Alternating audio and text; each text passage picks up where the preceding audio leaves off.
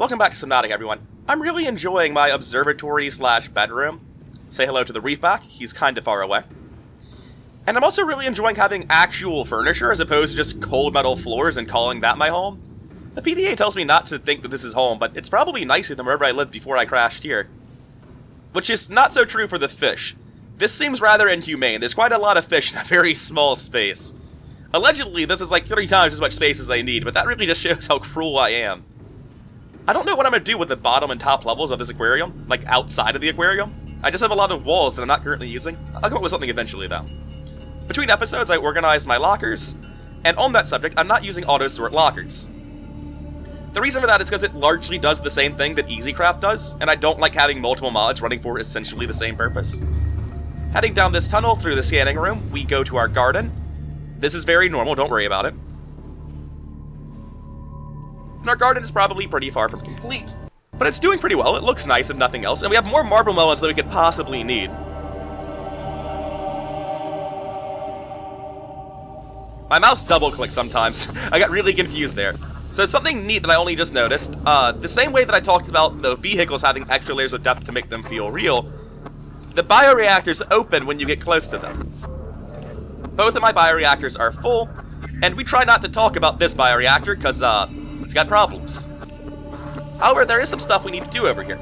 Oh, before I continue though, another mod change. I have changed the more quick slots mod. I just customized it, I didn't change it up for a different mod. And I changed it so that I'd only have 7 instead of 8 quick slots, because I don't really think I'm ever going to have a use for the 8th one. I've also gotten rid of my flashlight, and the reason I got rid of my flashlight is because the Seaglide has one. Why would I ever need to use the flashlight? Now, in addition to what I've just done, I also want to build... I say what I've just done. I can't build it yet because I don't have aerogel, but it's fine. Water filtration is terrible. I'm only building this one because it's part of, like, 100% completion in my mind to have built it. I'm also going to build 2 aquariums down here. And I'm not going to be using them for anything other than Oculus. I don't need them for Oculus either. But I feel like growing Reginalds or bladderfish beneath my marble melon garden seems really pointless. I have 4, 8, 12, 16, 20, 24, 28, 32, 36 marble melons. I can't conceivably go hungry or starve. So, yeah, growing anything other than an Oculus seems wrong.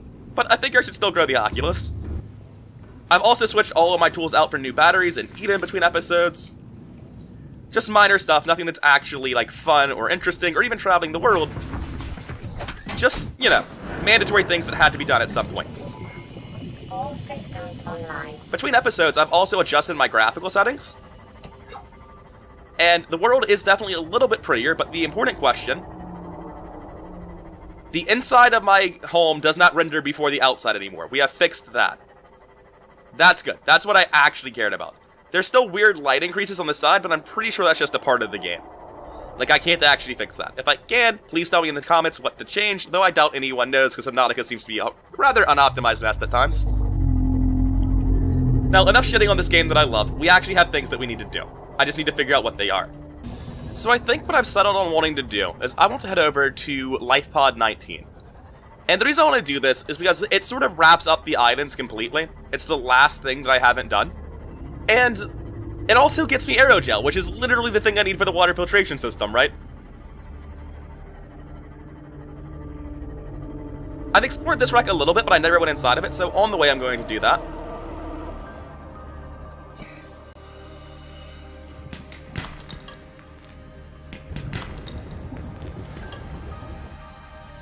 And I don't think there's anything complicated about this when you just walk in and you get what you need. Integrating new PDA data. Whatever was in that was unfortunately redundant. I already had it, which is why it turned into titanium.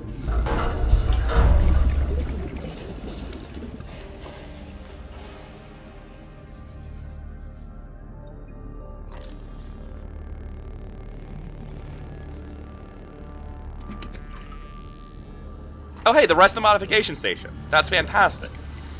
So that's one of the big things we still need for crafting. And I'm going to assume nothing else is here, but I've already gotten more than I really needed. That's an alternate path in if you didn't have a laser cutter, but we're not chumps, we don't need that. Man, this game is really, really pretty sometimes. That's just ridiculous. Yeah, that was me taking a screenshot of it. I'm a very professional man. So I've scanned the Rouge Cradle before, but I don't think I have one growing right now. So I'm going to need to pick that up. Also, I never scanned alien mushrooms, or acid mushrooms rather, which strikes me as a thing I should probably do. Or floaters. That's just embarrassing.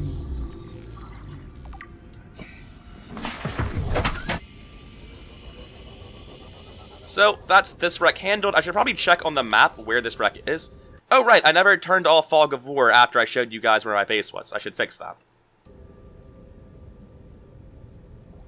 So here we can see around where we've traveled. We went out to the island, up to the other islands. That's pretty much it. I like the biome view much more than the topographic view. Yeah, that's not actually true. I like the topographic view when I haven't seen the whole world. So this is the wreck we've done. We've also done these wrecks, so everything down here I've handled.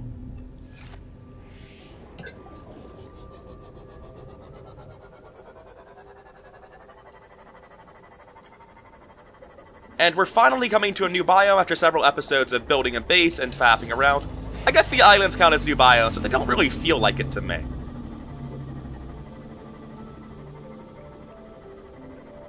I've never actually properly explored this trench.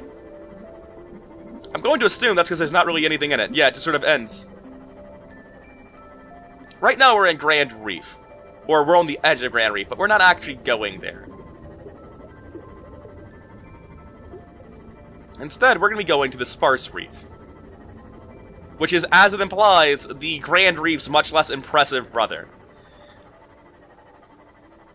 The Sparse Reef is characterized by all of these stalactites and the complete absence of pretty much anything.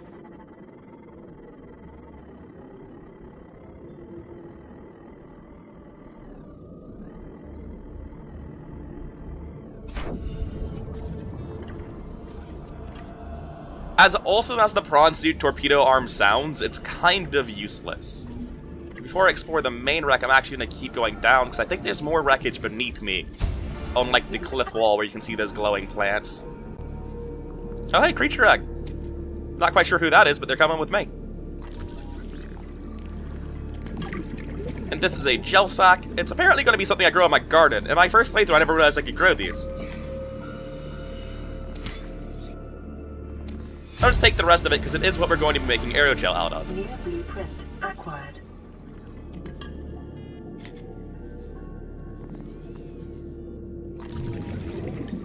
Right, I need to go explore the safe shallows so I can find a battery cell charger. I just never did that. Now, unfortunately, I've already got this creature egg, so I won't need the other 3 of them I'm being offered. I've already scanned eye stalks forever ago.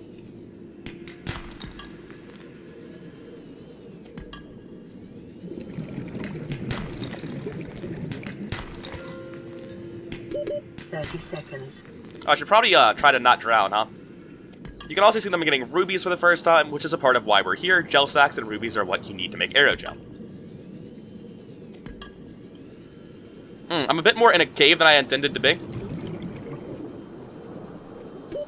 Oxygen. Well, this is just embarrassing.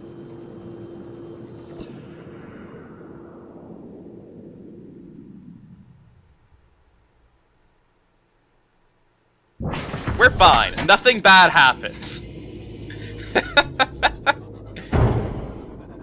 Something, something, something. Loss of orientation. I don't need your shit right now, PDA.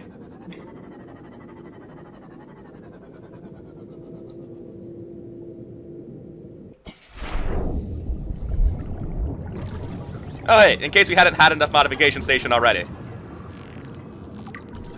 Yep, inventory full. Should probably throw some of this metal into the Seamoth then. Actually, I'll throw things that I'm intending to keep into the Seamoth instead. That seems like it's a better plan.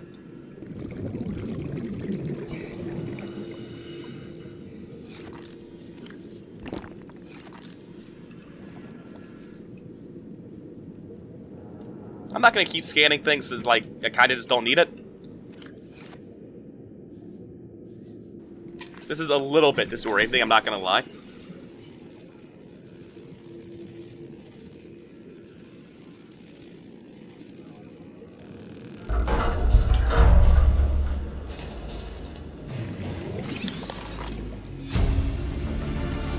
Hey, the reinforced dive suit. Acquired. I can't remember what that does. I can't quite remember if that's the one that makes you resistant to damage, or if that's the one that makes you resistant to heat, or if they're the same thing. But either way, it's better than the current no dive suit that I'm using.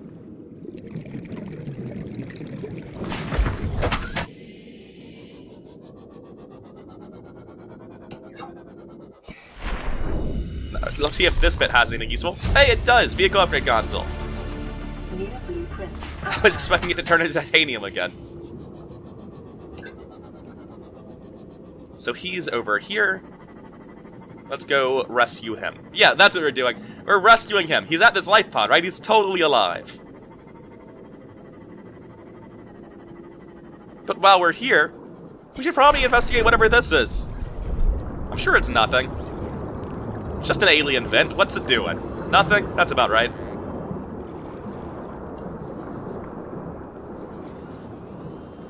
More gel sacks, which is good news. Power cell charges have apparently fallen to the bottom of this. I'll grab a couple more rubies while I'm here.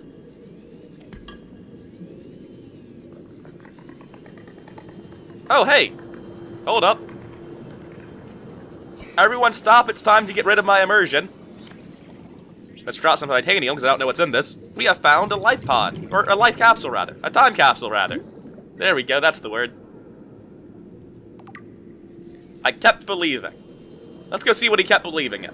So if you don't know, when you finish the game, you can leave a time capsule behind, and other players can find your time capsules. So, I kept believing.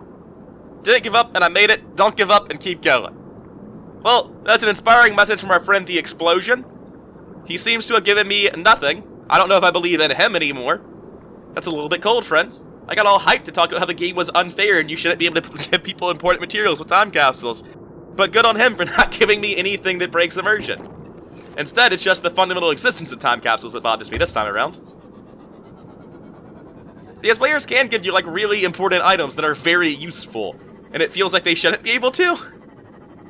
That guy gave me sweet fuck all, though, which I'm honestly kind of happy about. Whatever animal this is, it can't be important, because I've just found so many of its eggs lying around.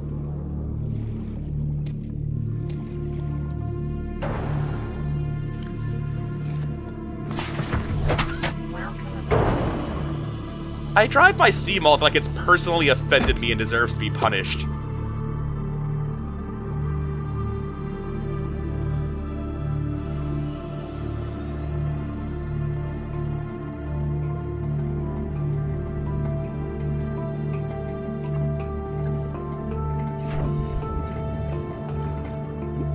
Alright, this is where all of the time capsules spawn. So this guy gave me good journeys, a picture of the ocean surface. Beware the deep. We are not meant to go there. That's about right. And he gave some stalker teeth and a piece of kyanite. I'm actually kind of alright with that one. What are you? It's a rock drum. He's so tiny. Look at him go. Did I ever scan the shuttle bug? I did not.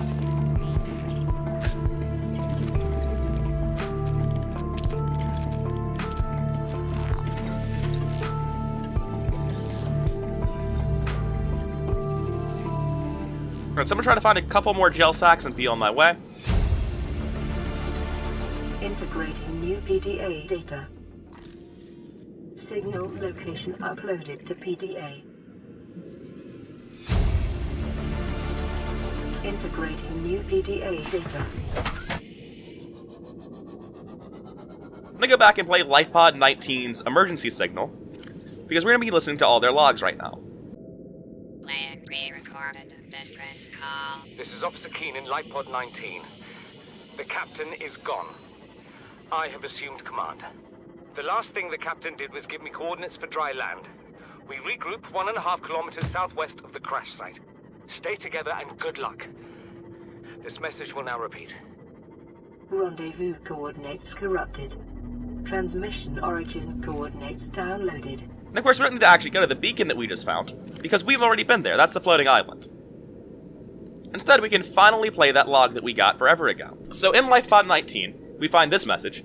To all crew, if you are reading this, then you have followed the automatic distress signal broadcast by this lifepod's onboard computer, contrary to my orders. Biodiversity in this region is unusually low. Cause unknown. That message is terrifying your first time through the game, and cause like, in your head, the cause is obviously the massive predators, right?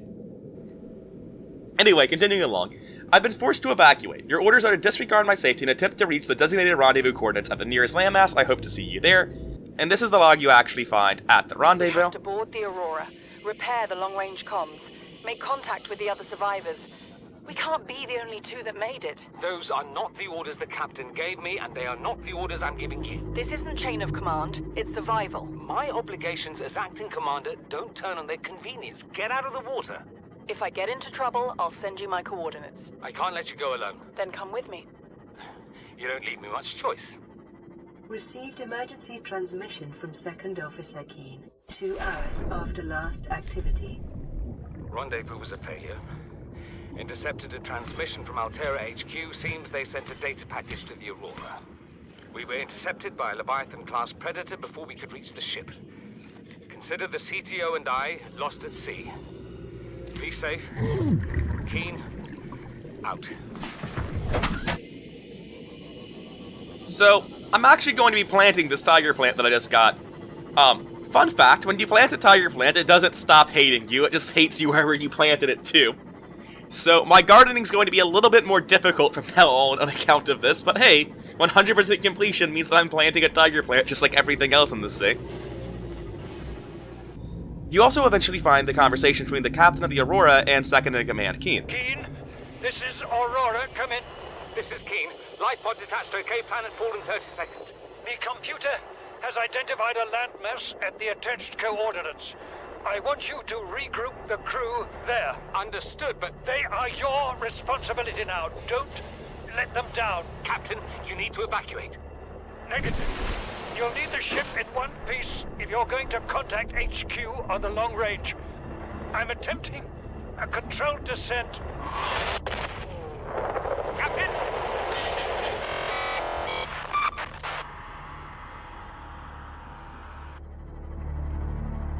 Something I really like is that a lot of the people who appear to be in positions of power in Subnautica don't appear to just be like legitimately evil people or dying for no reason. They appear to actually have like real logical reasons behind their actions.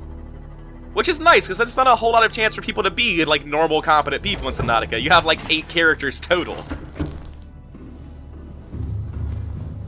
And you don't interact personally with any of them.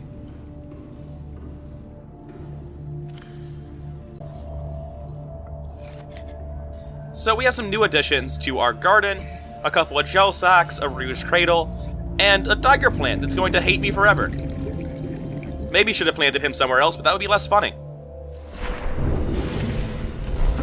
We also have a new addition to our alien containment. Oh, wait a second. Hey, the stalker hatched! Look at the little dog. He's great. He's got tiny little teeth that are...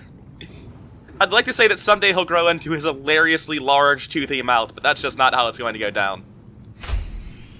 Can I pick up his egg? No. I could give them some fauna in here. I'm not going to, but like hypothetically I could. I'll decide what I'm putting in here eventually. Aside from that egg, obviously. That egg definitely goes in here. Now, first things first, I'm going to go finish this water purification thing. And the reason water purification is terrible is, like, right now I'm decently thirsty and hungry, right? So, I can just do this. Harvest 8 watermelons, replant... I can just do that, right? Water is useless. Food is basically useless. Marmelons aren't balanced. I have, like, 4 times as many marmelons as I could conceivably need. So, the water purification machine, it's terrible. I've been very clear that that's what I think about it. I'm only building it for completionist's sake. All it does is make water, and I don't understand the point of that, because I just shown with marmelons, but, like, you can just catch a couple of bladderfish, right? It's so easy to get water. You can argue that it makes bigger water, that it gives 50 each, so it's space efficient. But I mean, if you're going so far away that you need to carry big water, you probably should just bring the Cyclops anyway. In which case, you can grow marmelons inside of your submarine. So I just really don't get the water filtration machine. It also absorbs an absolutely ridiculous amount of power for no reason.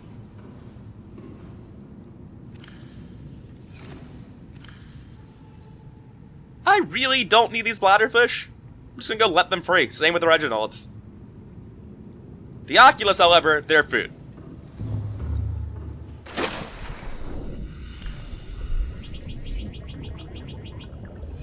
Go free. See, they're all fine. They lived in a box for about a month, and they're good to go. They're very resilient animals. Nature is amazing. Life finds a way.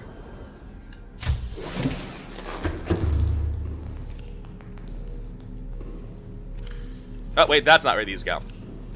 So if you put two of the same species into an aquarium, they will eventually breed and produce kids. But I mean, nobody's got time for that, so I'm gonna go catch some more Oculus real quick, and I'll be back with you once I have.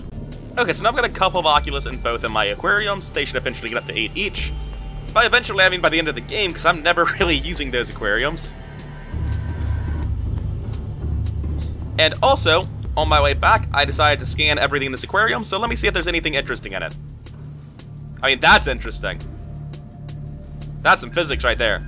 Yeah, the reinforced dive suit makes me both resistant to physical damage and heat. That's great. Unfortunately, I need synthetic fibers to make that, and I have no idea how you do that off the top of my head. We'll probably find out soon. Oh, at this point we can make a prawn suit, now that I think about it. Well, that raises the question of where the hell is my mobile vehicle bay. I probably need to just make a new one at this point. Since we're able to make an upgrade station, we can now get thermoblade, ultra-high capacity oxygen tank, and ultra-glide fins. We can also start making upgrades for our Seamoth depth module. In fact, we can go all the way to Mark III right now. That's great. Seamoth sonar is a pretty good upgrade. It's probably one of the only Seamoth upgrades I like, other than just having more boxes. So, but I've said in the past that I like the prawn suit grappling arm. You won't understand just how great the grappling arm is until I show you exactly how it works. But if you don't know, the prawn suit can basically turn into Spider-Man by using 2 of these. It's just really difficult to do. Oh, we can also make the vehicle upgrade console, which we should definitely get on.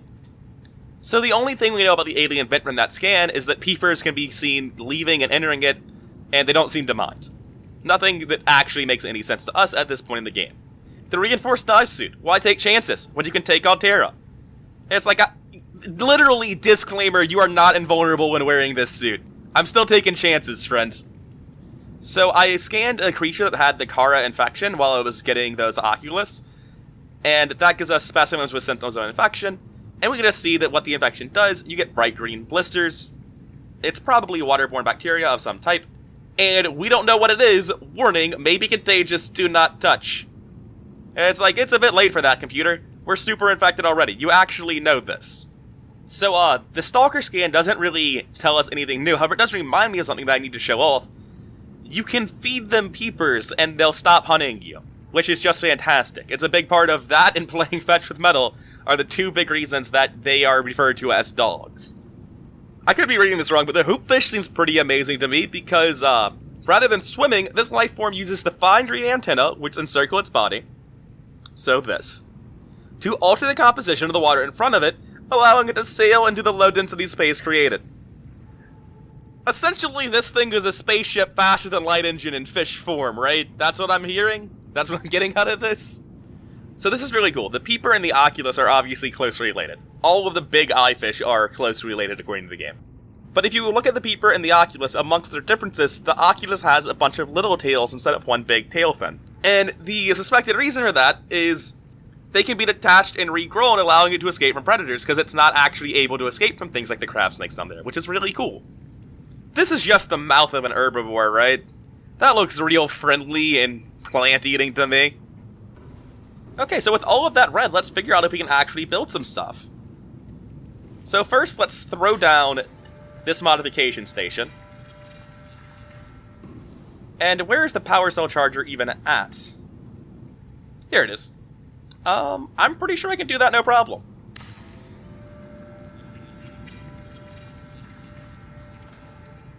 Yeah, awesome. Now I just need to get a battery charger and something else to fill up the right side, and we're great. So let's go throw down a vehicle upgrade console in the moon pool. My habitat scanner seems to be freaking out a bit on this.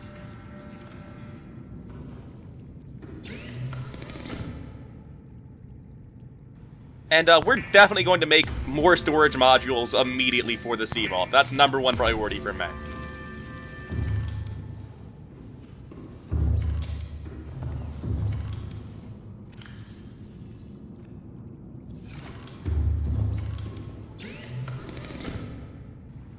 So to make the sonar, I need copper wire, and I appear to be out of copper. Oh, that's a damn shame. So I think getting copper is now our #1 priority. Scratch that. Actual #1 priority. We need our Seamoth to be way cooler than it currently is. So first, we're making it bright yellow. Strictly because I want my Seamoth to be easier to find. Interior black, because I'm the most boring man alive. Black stripes, just have it be incredibly boring black and gold. That sounds like a plan to me. So we're gonna name it Bumblebee, right? Because we're that boring? Scooty Puff Jr.? We've done this meme, though. Also, it doesn't fit. I had to do that, and I don't like that.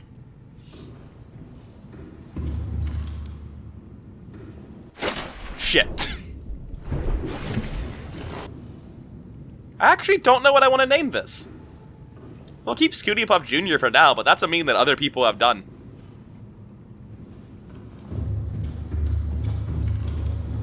Before I head out to find more copper, though, we can do some stuff at the modification station.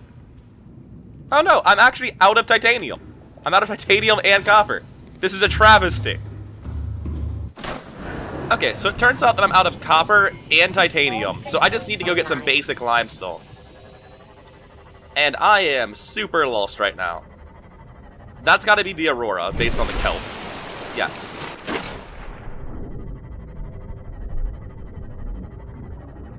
So I'm gonna head over towards Life Pod 12, and really I'm just going to be looting while I head in this direction. I'll probably not make it anywhere near there, since I'm mostly here for the resources and not actually to, you know, attempt and fail to save them, because that's how it's going to play out.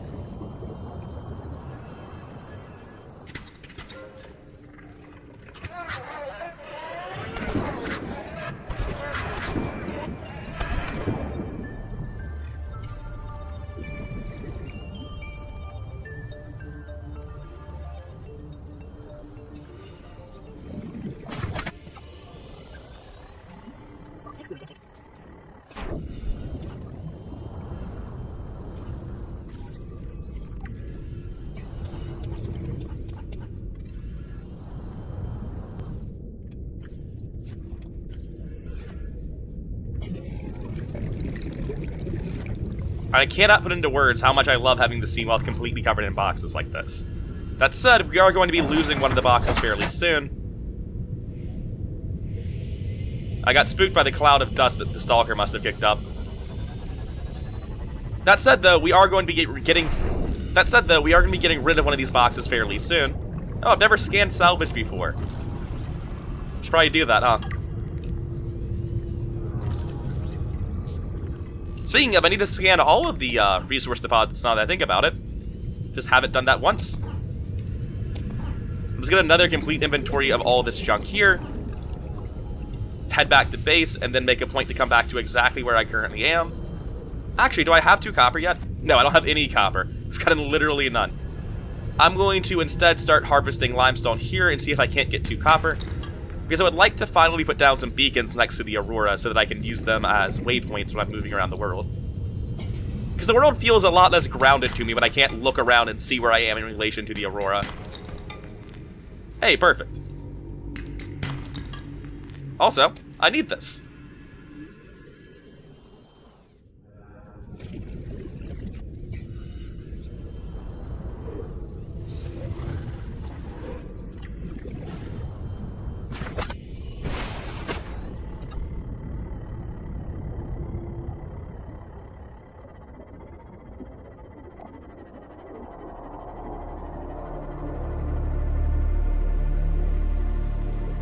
Man, coming through the kelp forest and seeing my base come into view is actually really satisfying. Immediately.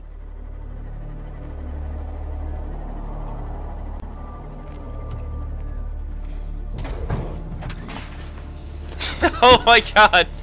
Oh, Scooty Puff Jr. docked. I actually really enjoyed that. This might be an old meme, but there's a reason everyone knows it. I might stick to it. If only because it has the best follow-up meme there is.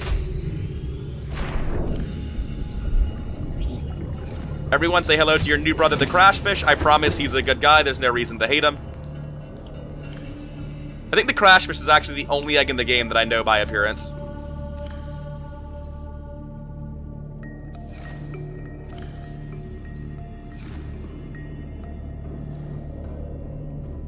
So So don't get me wrong, going through the Seamoth and opening every single one of its boxes to get all the stuff out isn't particularly fun. But it's one of those little things that just make the game feel real and charming to me, having to do this. Having to manage all of your boxes manually didn't feel real and charming. That felt like by the end of my playtime I had hours and hours of inventory management. But what I just did with the Seamoth just feels real to me. It feels good. Hey, check it out. It's producing big water. And like, unironically, this is big water. That's large water, sure.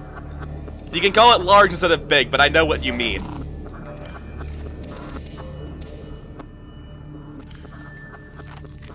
If you're wondering why I overate there, it's because I don't want to do the math. You can eat 3 entire pots, cut the 4th, and then replant all 4. And that's just faster than actually doing math and figuring out how much I need to eat. Oh, right, there are some things I can make at the modification station, though. The Thermoblade, for instance.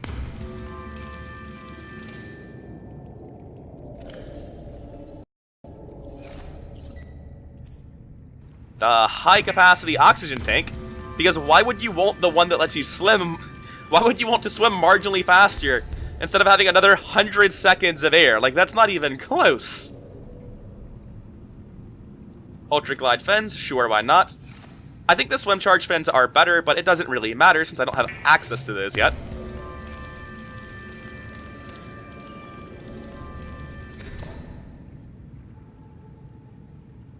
And I should be able to make the plasteel ingot for a Seamoth depth upgrade.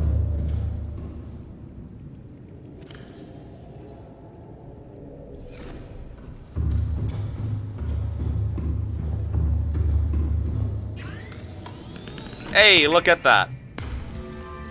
Do I have enough for a second plasteel ingot is the real question. And I think I do. I'm like 90% sure that I do. So crush depth 300 to 500 is already massive, but getting the last one, oh hell yeah. I don't remember if it's 700 or 900, but this is as far as the Seamoth goes, and it's pretty far. It's the vast majority of the game. We can now proudly go where no man has gone before.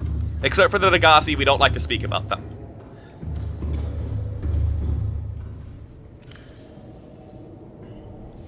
Crush depth 900 meters. We may have tripled what we were previously at. That's pretty good.